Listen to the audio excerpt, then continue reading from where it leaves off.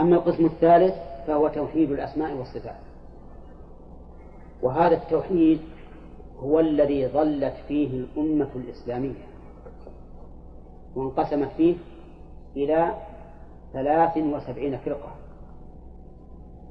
هذا التوحيد وهو توحيد الأسماء والصفات هو إفراد الله عز وجل بما له من الأسماء والصفات.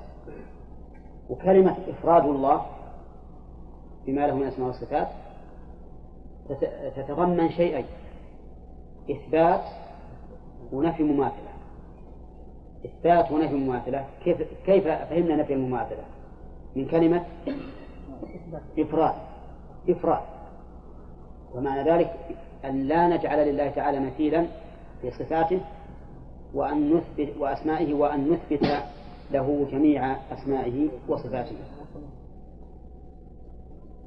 وقد دل قوله تعالى: ولله المثل الأعلى، بأن الله تعالى مختص بكل صفة عليا. كل صفة عليا فإنها ثابتة لله عز وجل.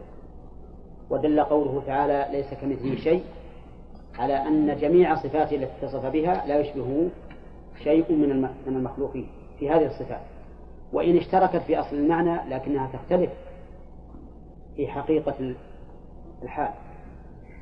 انتبه.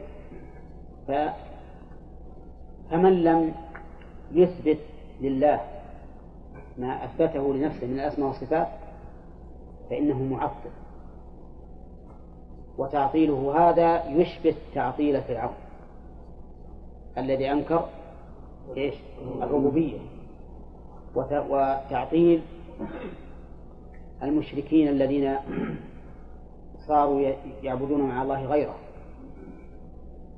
ومن أثبتها مع التشبيه صار مشبها للمشركين الذين جعلوا مع الله إلها آخر.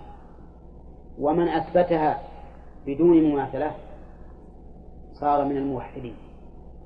فلا بد من إثبات بلا مماثلة. ونحن نقول: هل أحد أعلم بالله من الله بنفسه؟ أبدا. وهل أحد أصدق خبرا من خبر الله؟ أبدا. وهل أحد أصح بيانا من بيان الله عز وجل؟ أبدا.